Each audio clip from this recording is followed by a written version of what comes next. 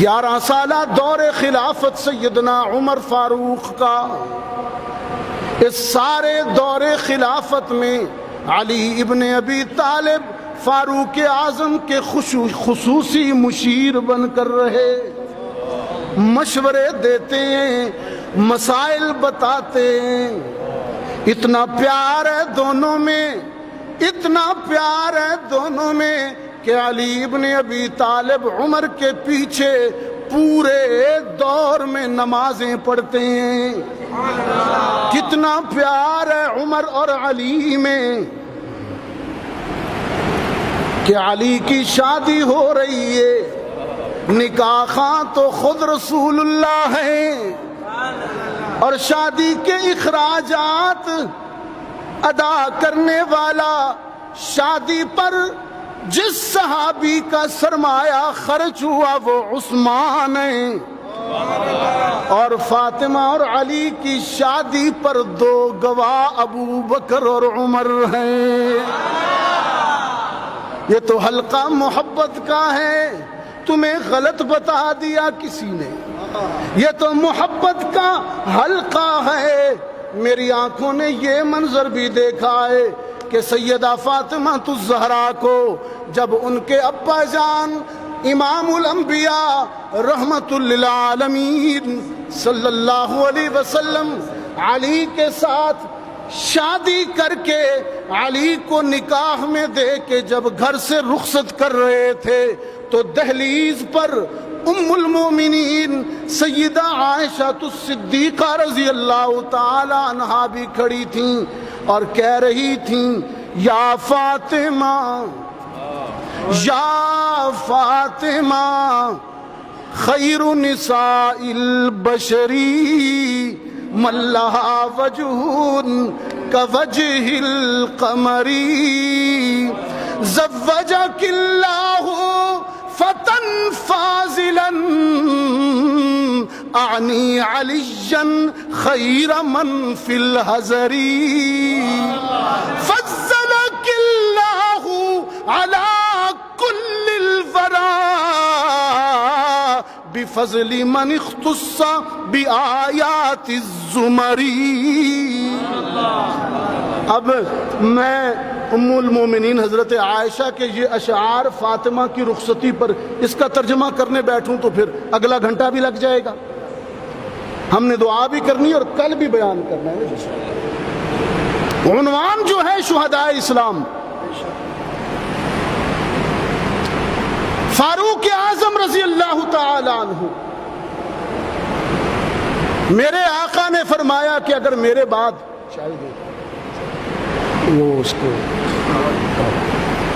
میرے بعد اگر کوئی نبی ہوتا تو عمر میں، فاروق اعظم میں وہ خصوصیات تھیں، وہ خصوصیات تھیں۔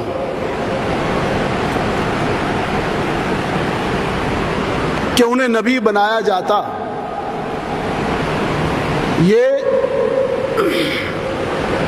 یہ بات ختم نبوت والی ذخیرہ احادیث میں 3 شخصوں کے متعلق ملتی ہے۔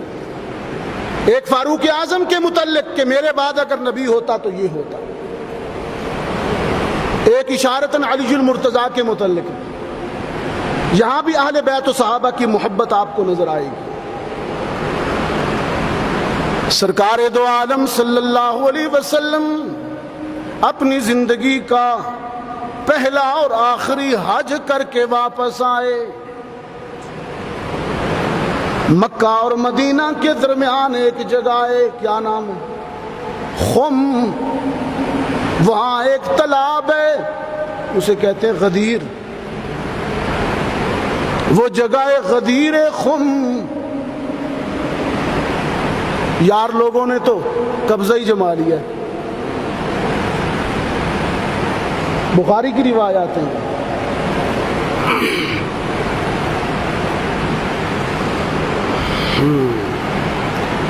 غدیر خم پر میرے آقا نے ایک خطبہ ارشاد فرمایا۔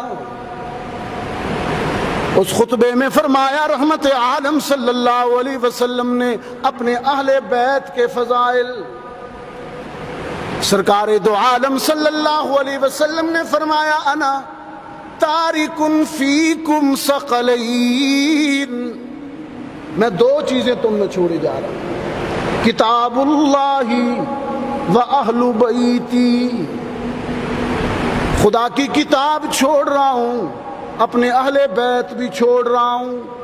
دونوں احادیث ہیں، بہت سی احادیث میں کتاب اللہ کے ساتھ سنت کا تذکرہ ہے، اور اس مقام پر خاص طور پر غدیر خم پر کتاب اللہ کے ساتھ اہل بیت کا، اپنی عطرت کا تذکرہ ہے۔ ہم منکر نہیں، ہم ساری احادیث مانتے ہیں، پڑھتے ہیں، سناتے ہیں۔ یہاں میرے آقا نے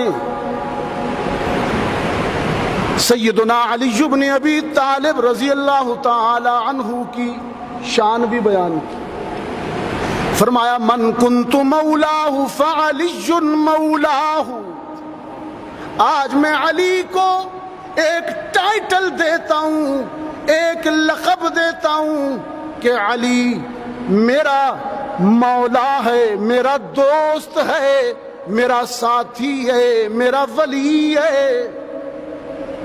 خطبہ ختم ہوا، علی المرتضی کو مولا رسول کا تمغہ ملا۔ صحابہ کرام میں سے سب سے پہلے صدیق اکبر نے اٹھ کر مبارکباد دی، علی بھائی آپ کو مبارک ہو، آج تو آپ کو نطق نبوت سے مولا کا خطاب ملا ہے۔ محبتیں تو دیکھیے، محبتیں تو دیکھیے پشاور کے دوستو، اور علی مولا رسول کیوں نہ ہو؟ علی کے خون نے جتنی قربانی دی اس امت کے لیے، بڑے بیٹے حسن نے رضی اللہ نعرہ تکبیر، اللہ اکبر، تاجدار ختم نبوت زندہ باد۔ بڑے بیٹے حضرت حسن نے حضرت معاویہ کے ہاتھ پر صلح کر کے امت کو اتحاد کا درس بھی دیا، اور اپنے نانا کی اس پیشین گوئی کو بھی پورا کر دیا۔ اور چھوٹے بیٹے نے حضرت حسین ابن علی رضی اللہ تعالی عنہ نے میدان کربلا میں منافقت کی آنکھوں میں آنکھیں ڈال کر جان دے کر جام شہادت نوش کیا، یہ بھی اس امت کے لیے۔ تو انشاءاللہ کل کہاں جی؟ ہشت نگری چوک میں ہم اپنے عنوان کے اس پہلو پر، شہادت حسین پر رضی اللہ تعالی عنہ، انشاءاللہ زندگی رہی تو وہاں پر آپ سے گفتگو ہوگی۔ اللہ میرے ان کلمات کو قبول فرمائے، آپ حضرات تشریف لائے، اللہ آپ کی تشریف آوری کو قبول فرمائے۔ وآخر دعوانا ان الحمد للہ رب العالمین۔ اللہم صلی علی سیدنا و مولانا محمد وعلی آل سیدنا و مولانا محمد وبارک وسلم۔ ربنا آتنا فی الدنیا حسنہ وفی الآخرۃ حسنہ وقنا عذاب النار۔ الہ العالمین،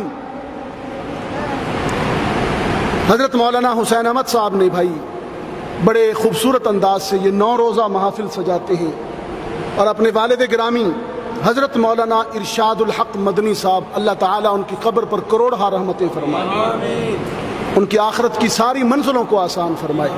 یہ سب انہی کا صدقہ جاریہ ہے، یہ ان کے نقش قدم پر چلتے ہوئے اس سلسلہ خیر و سعادت کو جاری رکھے ہوئے ہیں۔ اللہ تعالیٰ اس کو قبول فرمائے۔ اتنی سختیوں کے باوجود، ان حالات کے باوجود، اتنی رکاوٹوں اور بندشوں کے باوجود یہ اس کام کو جاری رکھے۔ ان کا کوئی ذاتی مقصد تو ہے نہیں، مقصد تو یہی ہے کہ آپ لوگوں کی فکری آبیاری ہو، آپ کی فکر و نظر کی تعمیر ہو۔ یہ سارے سلسلے تعمیر کے ہیں، تخریب کے نہیں، اور رب العزت کی قسم دین اسلام میں تخریب ہے ہی نہیں، یہاں تعمیر ہی تعمیر ہے۔ تو تعمیر کا اور خیر کا یہ سلسلہ جاری رکھے ہوئے ہیں۔ آپ حضرات ان کے ساتھ تعاون فرما رہے ہیں، دامیں، درمیں، سخنیں، قدمیں، آپ ان کے دست و بازو بنے ہوئے ہیں۔ اللہ تعالیٰ آپ کی خدمات کو بھی قبول فرمائے۔ اللہ تعالیٰ ہم سب کو اسی طرح مل بیٹھنے کی توفیق نصیب فرمائے۔ شہداء اسلام جس میں خلیفہ دوم سیدنا فاروق اعظم جو شہید مدینہ ہے، جس میں خلیفہ سوم سیدنا عثمان ابن عفان شہید مدینہ ہے، جس میں سیدنا علی ابن ابی طالب رضی اللہ تعالیٰ عنہ جو شہید کوفہ ہے، جس میں سیدنا حسین ابن علی رضی اللہ تعالیٰ عنہ جو شہید کربلا ہیں، اور جس میں سید الشہداء رسول اکرم صلی اللہ علیہ وسلم کے عم محترم سیدنا امیر حمزہ رضی اللہ تعالیٰ عنہ، جس میں اسلام کی پہلی شہیدہ حضرت سمیہ رضی اللہ تعالی عنہ۔ یہ شہادتوں کی داستان ہے، شہادتوں کی بے پناہ بڑی لمبی داستان ہے، قربانیوں کی حضرت شاہ جی فرمایا کرتے تھے کہ قربانیوں کی داستان اسماعیل ذبیح سے لے کر اسماعیل شہید تک میرا سارا ماضی شاندار ہے، میرا سارا ماضی خون شہادت سے سرخ روح ہے، رنگین ہے۔ بدر سے لے کے بالاکوٹ تک میری ساری تاریخ ایثار اور قربانی کی ہے۔ تو اللہ تعالیٰ ان شہداء سے ہمیں نسبت نصیب فرمائے، اور کل کا جو پروگرام ہے اور آئندہ جو پروگرام رہ گئے اللہ انہیں بھرپور کامیاب فرمائے۔ سبحان ربک رب العزت عما یصفون وسلام علی المرسلین والحمد للہ رب العالمین برحمتک یا ارحم الراحمین۔